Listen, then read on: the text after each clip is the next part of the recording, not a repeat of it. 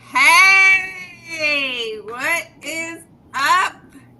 We are so excited to be with you. My name is Amora Porter, and welcome to Boss Out. Amora Porter? I thought your name was Shada Amora. You know what? Who are you anyway? Who are you? Welcome. I'm Dan Johnson, and I approve this ad. Really? What are we going to be doing tonight, Dan Johnson, who approves this ad? What's up tonight? Hey, listen, let me tell you. The whole purpose of us coming together is because one thing I found out about hanging out with this chick right here. I've been hanging out with this chick right here for a long time. And Too one long. thing I found out about her for the past umpteen years is she is a boss. and we got this thing, y'all. We're gonna talk about bossing up. We want to help you boss up. I'm talking about boss up your money, boss Yes. up your relationships, boss up your business, so that you can boss up your life. That's what we're talking about. And so tonight, I think we're gonna be talking about that money. Show me that money, honey. We're going to talk about the money because this is the place where bosses live with purpose, power, and passion. So let's talk about the money. What are we talking about money? What about money? So let me tell you, one of the things I understand about anything in life, it's governed by relationship. And what people may or may not understand, Shada Amar, Good night. I'm so sorry. That name too sexy for me. I can't handle it. But, And not a joke. what people may not understand is that it is extremely important to have a good relationship with your money. And there's a psychology in having a good relationship with your money. And so we want to talk tonight about about money mastery. How do you get to the place where you're no longer working for money, but you Right. have now reversed it and caused your money to work for you? Because the Yeah. truth of the matter is, money is just a tool, and the tool is to be used to help you build something. So the question I got, Shah Amari, is what is your money building? All of the hours that you It putting is into work. my money building. Yeah, all of these hours you put into work. The average person put in 40 hours a week working for money. But how And much of most that? people spend more than 40 hours. Let's be honest. Yeah, that's true. That's true. But here's the question. Here's the question. How much of that money that you're making are you making work for you? Yeah.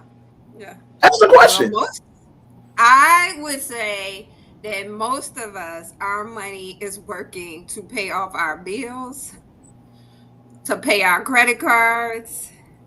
So I just don't feel like most times our money isn't working for us. Like it isn't. So here what you're saying, and I read it somewhere in scripture too, that we become a slave to our creditors. True. We so that means many of us, many people in America, I think 70% of Americans in some form of debt. So the truth of the matter is, you getting up working 8 hours, 8 to 15 hours a day, 5 to 7 days a week, so that you can pay off debt, so that you Right. can pay your creditors. That means you are a slave to your debt. That's true. And I don't believe that any of us was created to become slaves to our debt. But the reason why we become slaves to debt, because we disrespect money.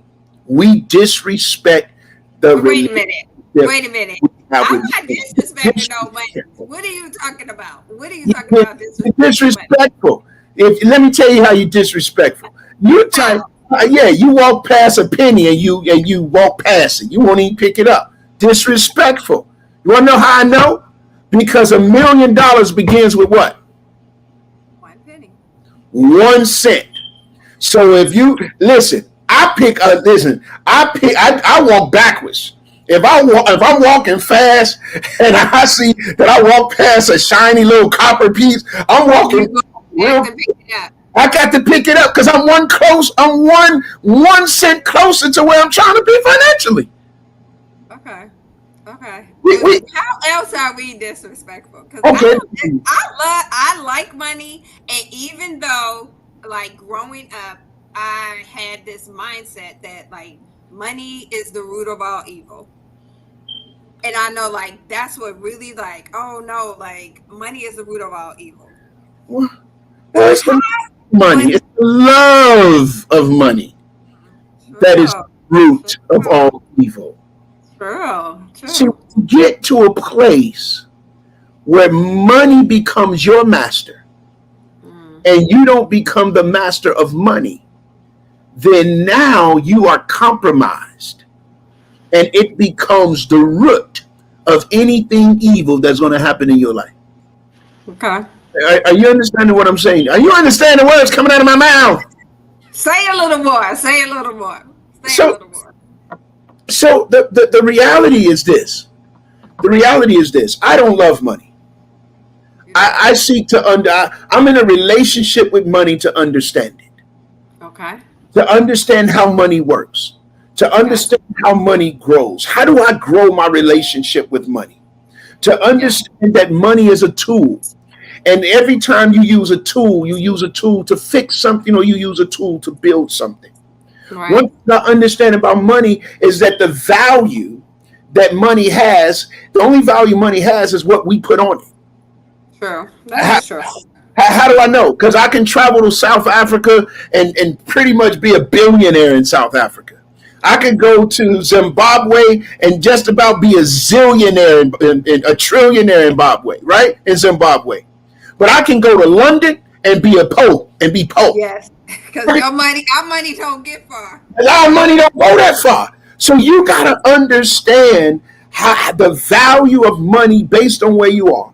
And you gotta also understand how once you finish working for money, how do you cause that money to begin to work for you? Okay. So let's talk about that. Like, how I'm do we listening. You get tell me, huh? to You stop want being money? disrespectful and allow money to work for us? Well, number one, stop wasting it.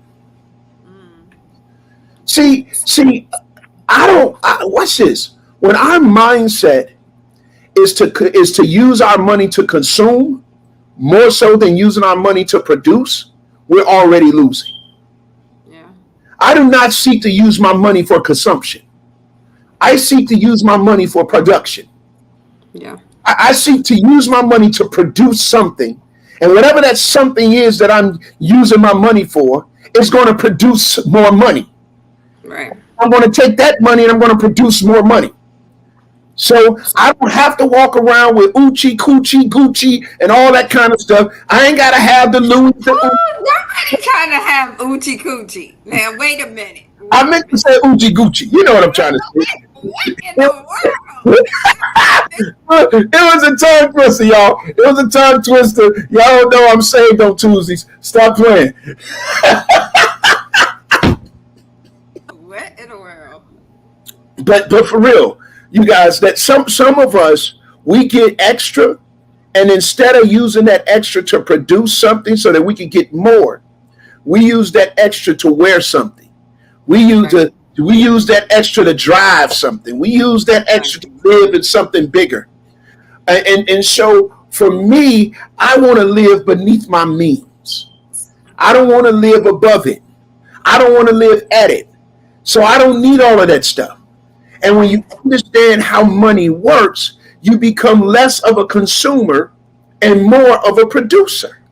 Yeah, I've heard that like really for us as the middle class, most the middle class, we use money to purchase things to look rich, and the rich purchase things to be rich. Like they want their money to work for them Yes. versus buying things and like trying to live a life where they look rich. It's like, no, my everything I spend money on is gonna produce more money. Absolutely. And I learned that years and years ago. I'll never forget when I first started my company. I was about 19 years old when I started my marketing and consulting firm. And my first, you know, $10,000 client, I was 19. I never forget this. I walked, 19. I was 19 doing it. Boom. That What? was a long time ago. Oh my Whoa, whoa, goodness. whoa, whoa, whoa. I'm only 30. What? What are we saying? What are we saying? I don't understand. Goodbye. Goodbye. Okay, I'm sorry. You're 19. Go ahead. And now I'm 30, so 11 years ago. Please, goodbye. Stop it. Here's what happened. I never forget it. I had on this nice suit and tie. It was hot. It was hot. It was in June. It was right after my birthday. It was Okay. hot. Did I tell you it was hot? It was hot. Okay, it was hot. I did tell you. Yeah, it was hot. And Yeah. then I walked into this room to meet with my client who was a Jewish guy. And my job was he owned a record label, and my job was he was hiring my company to promote his CD release for one of his artists. Okay. And so when we sat at the table, when I walked in, the man had on dingy shorts, dirty gym shoes, Wow. yellow socks, not because it was the color yellow, you understand. And I he understand. had on a regular Fruit of the Loom t-shirt with a hole on the side. Whoa. And so and then there was another guy with a suit that looked like me. So I thought the suit was the one I was meeting with. And he said, And that wasn't who you were meeting with. he said, no, you're meeting with Mr. Hirsch. And so Mr. Hirsch stood up. I shook his hand and I said, man, had I known it was a dress down day, I would have, wore shorts. Did you say this? I did. Really? You know me. You talk about disrespect. Now, what? That Negro, well, he wasn't a Negro. My point was, this guy wrote a check for 10 grand, looking like he lived wherever, but he had a modest home that he purchased for 30,000 cash in Bridgeport. Wow. He drove a Honda Civic hybrid vehicle. Wow. I would have meetings with this guy, and within 5 minutes, he will spend $250,000, $300,000 in stock. Wow. With 5 minutes. He didn't look like Right. what he had. Right. I think many of us we dress up like we got it. Right. But we Truth don't. of the matter is we don't have it. Exactly. And I'm saying, so there's this idea of fake it till you make it. No, you're not gonna make it if you keep faking it. Faking it is expensive. Oh, listen, I don't know who listening, but if anybody listening, y'all put that in the chat. Faking it is expensive. Faking it is expensive. Okay. Faking it is expensive. So you cannot fake it until you make it because you'll never make it. Right. So one of the reasons why I have really been on this big crusade for financial literacy is because what I understand in enclaves of our community is that we are not taught the money game. True. We taught a whole bunch of stuff, but when we graduate, we don't graduate any You're not. It's so true. in understanding the money game, which is why when people retire, after they retire, they got to go back to work. I know. Now that's not about to happen. I'm not about to do that. I don't know about the rest of y'all out there. That's not okay. We got to do something different. So what would you say? Like, we've been talking about the money game, but like, what's 2 practical things that we can begin to do to play the money game? So number one, you got to know the rules of the game. Okay. So you got to know how to increase money. You got to know how to double your money. And there's this principle called the rule of 72. And what the rule of 72 says is that if you invest your money in a particular vehicle at a certain interest rate, it shows you how long it's going to take for your money to double.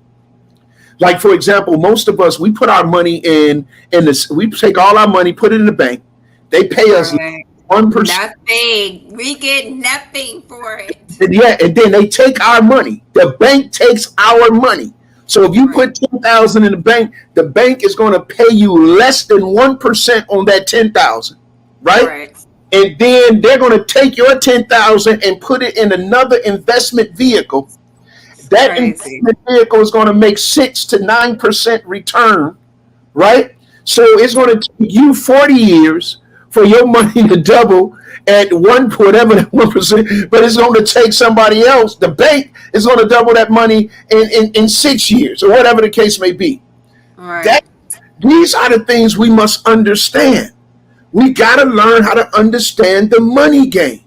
So, for example, when you go drive a car, when you go to a lot to buy a car, there's two kind of buyers.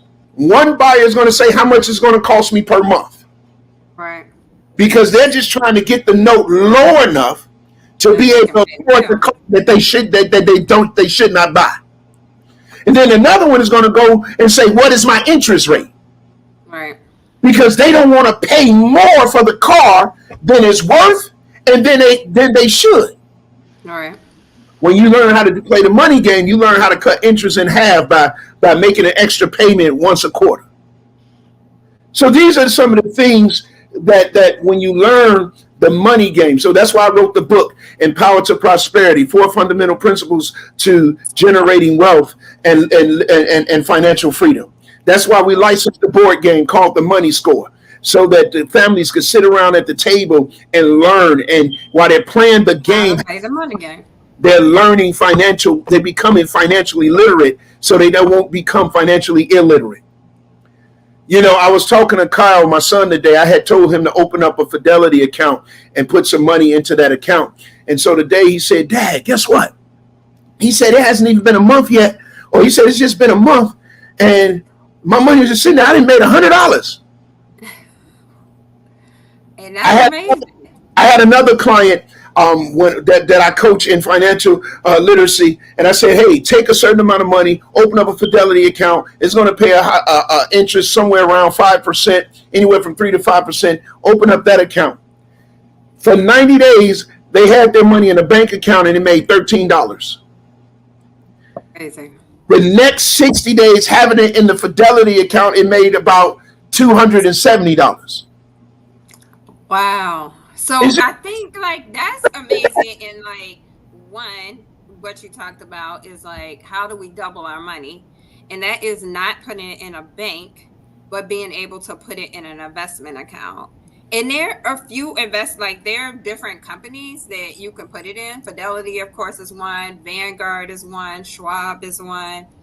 That you can put it in. You just got to make certain that these accounts are accounts that's paying a higher yield of interest. Yeah. You see what I'm saying? Definitely. My son, right now, he has his money in a similar type of account, and it yields almost $800 a month. Based on our calculations, he could with the next 4 to 5 years, that same account could be yielding him somewhere around $3,200 to $3,300 a month in interest. And guess what? He could quit his job, and if he wanted to just sustain his existing lifestyle without growth, he could live off the interest alone and never work again. And the boy not 30. No, true. I just think like when we do this, it's not only because I do know some people who have opened accounts for their kids and they have nothing.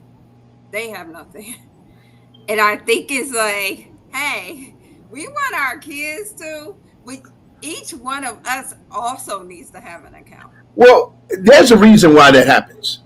Why? Why do you think that happens? Hey, listen, don't start getting all wrinkled up in the face. You know, why you think that happened? What are you doing? Oh, you know. Not with you. But that's the reason why that happens. Okay. One of the things you learn about investment, that the earlier you start your investing, right, the more it's going to grow. Definitely. And by the time you reach a certain age, you'll have a certain amount of money. True. I have something set up for a couple of my children right now, but they invest. I'm not spending the money. They're investing their money, right? Yeah. Where if they invest a certain amount of money every month for the next 7 years, if they decided never to invest again, never to save another dime, by the time they retire, they will be multimillionaires. And that investment is low. If I was to take that same strategy, by the time I retire, I'm not going to have the same amount of money. Right. Because Definitely. so most parents think, well, it's too late for me, so I'm going to set my kids up. But it's never too late. You just got to Never. find the right investment vehicle that's going to yield the right rate of return within the right speed by which you're looking to get that return, and put your money right there. But your money is not going to grow in the bank. Your money is not going to grow in the safe. Matter of fact, you're losing money. See, this is understanding the money game. If I put my money in a safe, and I am in the middle of and we're in the middle of an inflation, every day that my money is in that safe, I'm Losing money. it's not Losing going. money. Do you understand the words coming out of my mouth? Yes. You got to know the money game. You got to understand the money game, and you got to make your money matter. And the question and the challenge is, many of us, we're not making our money matter because we have a consumer mindset more so than a producer's mindset. I And we think another thing, I love that. I think another thing that'll help us, and I know that's helped me, is just setting up automated savings where it just comes out. So yeah, like you don't have to think about it. You don't have to worry about, am I gonna do this $100 this month? It just comes out and goes into your brokerage firm, because sometimes if we handle it, it's gonna go to other things. it's gonna go. But here's the yeah, I'm glad you said that, because the reason why most people don't do it, like for example, I'm not gonna say who it is, but it's somebody that I know. Okay. You're not gonna mention no names. Not gonna no. Matter of fact, I can put it this way: I was in the barber shop, and that's a true story. It's a true story. I was in the barber shop, and when I go to the barber shop, I chop it up. We talk about God, we talk about politics, we talk about fatherhood. You know, them my G's in the barber shop. That's the only thing I'm talking about in the It's your barbershop. business. I told you what I wanted you to know about what we talk about in the barber shop. So, Okay. but you- Okay. see, this got to get all nosy and candle. So I'm not about to violate the bro code. We talk All about. right. I'm so sorry. Don't violate the code. I'm sorry.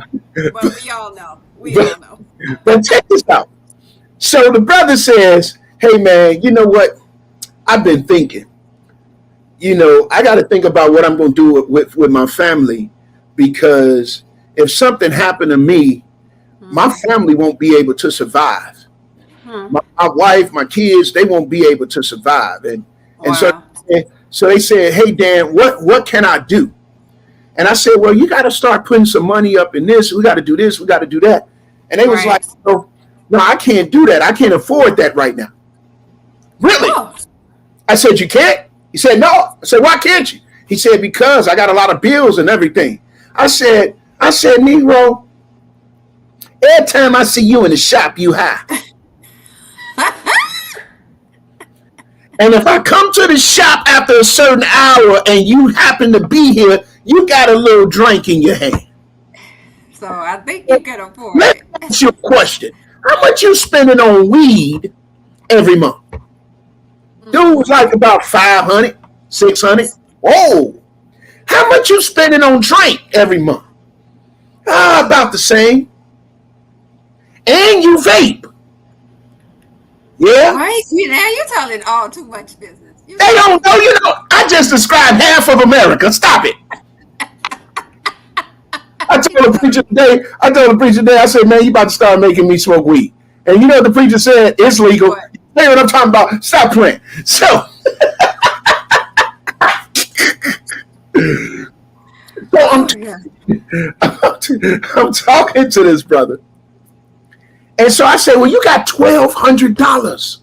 Do you know You can be invested. can put that 1,200 to work? Do you know how much we can help you can get returns on this investment? You can do this, that, and the other." He said, "Man, I'm just not ready yet." I said, "That's because your vice and getting your fix is more important than supporting your family. So you tell me that you're concerned about your family because your family is not more important than your vice and your fix. What's my point? Most of us, we spend money on what we spend money on. And after we spend money on what we want to spend money on, we say that we don't have enough money to do what we need to do because we didn't spend all our money doing what we want to do. All right. True. It's We true. spend too much of our money on a need than a want. On a want than a need. Some of the time somebody come and ask me about certain things, I say, is this a need or it is a want? Oh, it's a need. No, a need says you can't live without it. A Right. need says that it is essential. A need says that this is essential for your survival. A want says you can live without it, but you just want it right now. True. It is true. So when you learn the money game, you got to. So how do you respect money? One of the ways you respect money is that when you evaluate how you look at money as a valuable commodity, you look at money as an employee. That's how I look at my money. My Okay. money. So your money as an employee. What are you talking about? See, I'm trying to tell you. When you go to work and they pay you all that money you make because you that boss chick, you make a lot of money, y'all. I cannot with you. When you go to work and they pay you all that money because you a boss chick, they making money off of you. True. That's so true. So they're hiring you to make money for them, right? Right. I hire my money. My money is an employee to go and Okay. make more money for me. Are you understanding? I So understand. I have to work as much for money because my money is doing a good job working for me. Okay. So that way I get to travel. That way I get to be at the football games. That way I get to be at the basketball games. Now Josiah decided he want to join the volleyball team. Now I got to go to the volleyball. I know. That's why I got to hire enough people. What in the world? I got to hire enough dollars called employees to go to work for me because I can't have a job because I got to be a dad. That's all I'm saying.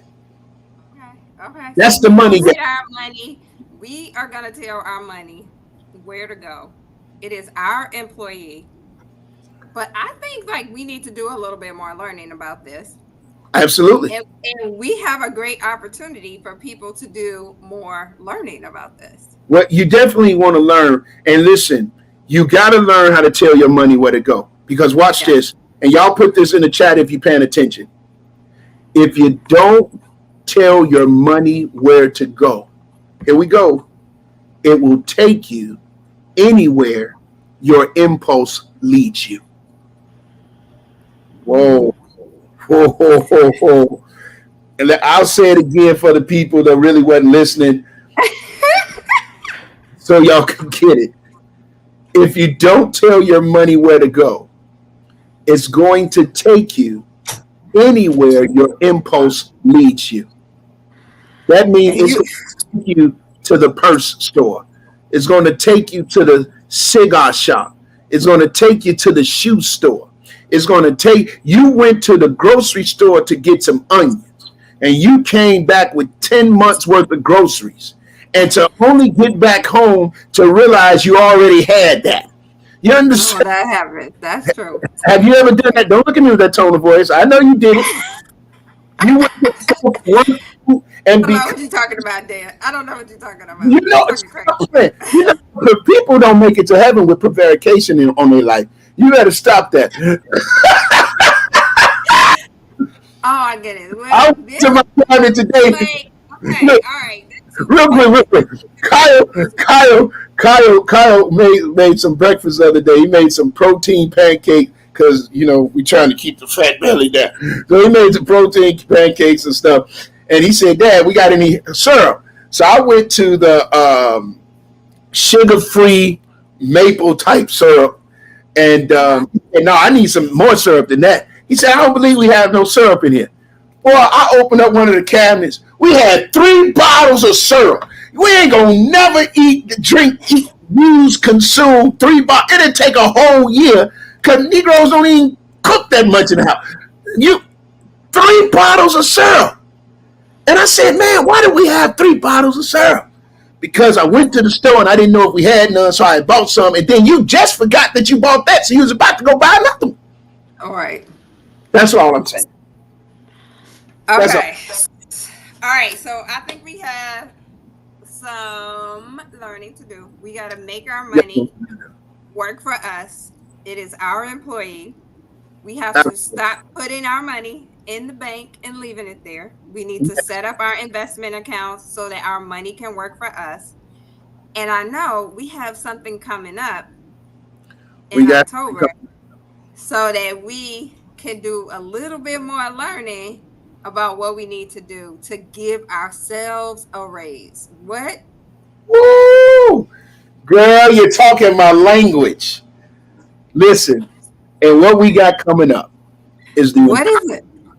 It is the Empowered to Prosperity Bootcamp. Yes. It's Post Up Your Money with the Empowered to Prosperity Bootcamp. It's happening at the DoubleTree in Alsip, October 26th. October 26th. 24. Now, when we did this before, when we say give yourself a raise, we talking about give yourself a raise that day without asking your boss for permission. Right. Without boss for permission. And listen, we had the person that had the biggest raise in the room that particular boot camp had got a $30,000 raise, y'all. This verifiable. A $30,000 raise before she left the boot camp, and she never went home to ask her boss. She said crazy. She said in the testimony, her husband gonna get excited because of how much money she bringing back home. I'm trying to tell y'all, at that particular boot camp, over $100,000 worth of raises was given out that day. And this, I guarantee, 98% of the people in the room, 98% of the people in the room is gonna get a raise that day. I guarantee it. I guarantee it. I put my money where. I can't wait to see on October 26th what happens in the room. And I think we have a little special discount for people. Yeah, so listen, this Empowered to Prosperity Bootcamp, the one in New York this weekend, that one can't come to that one, and that's all. So the next one is October 26th here in Chicago. We got another one coming up in Orlando. I'm super pumped. Yes, let's go to Florida. We're going to Florida. But here is the deal. This is what that boot camp is going to offer. Number one, you're going to have some continental breakfast. You got to feed some folk. Y'all come and get your energy up because it's 2 meals. Yeah. Number 2, you're gonna have lunch. Number 3, you're gonna have our roadmap, our Empowered to Prosperity roadmap. It's your manual, y'all. See, you go to these workshops, you go to these seminars, and they give you general information. We're going to be working directly with you and your money. So by the time you leave, you're going to have the roadmap to your financial success just for you. In addition, you're going to have the book that I just wrote, Empowered to Prosperity book. You're going to receive that book where I teach all the principles, how I went from sleeping in cars, how I went from not having food to eat, and how I went from Inglewood, to any hood I want to be in. And I still love the hood. I still love Inglewood. I'm just trying to tell y'all. I'm going to show you, we're going to show you these principles. We're going to show you how Shada Amari. See, she didn't come Shada Amari till she got a little money. And so once she... I would say that ain't what we used to call her.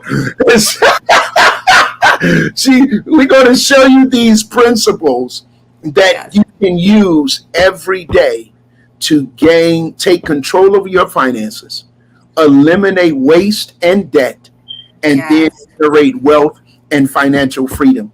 And it's going to happen, you guys. It's going to happen October 26th. We got a special discount for you, but you got to empoweredtoprosperity.com. Empoweredtoprosperity.com. And you'll click on the Chicago boot camp right there. And or you might be watching from Florida. So no, you don't want them to wait. They don't want to wait all the way to January to get a raise. They want to get paid now. Christmas coming. yeah, that is true. They trying to get paid. Also need to use the code MONEY2024 for a discount. Okay. Oh, I heard about that. I didn't know about that. See, I'm MONEY2024. You gotta start, saving some of this money now. money 20. Whatever she just said. Y'all listen to her. She the smart one in the room. I'm telling you, she got 1 million degrees. She only looked that way. This is one of the smartest chicks I know. I'm telling you. She only looked that way, y'all. Listen, this is what you know about you can't judge a book by its cover. I can't with you. It's time for you to be off. It's so time. It's so time. You need to be off. No, listen. No, this has been absolutely fun. Shout out more. I'm super excited. Today, I started teaching at Cornerstone Christian School again, and we're dealing with social leadership. And this whole social leadership piece is dealing with social responsibility, is dealing with social entrepreneurship, is teaching them the discipline of money. I'm telling you, it is absolutely amazing for the junior high. This is what I believe part of my mission is to help people to boss up their money so that they are controlling their money, so their money can stop controlling them. Yes. So guess what, guys? It is time for us to close out.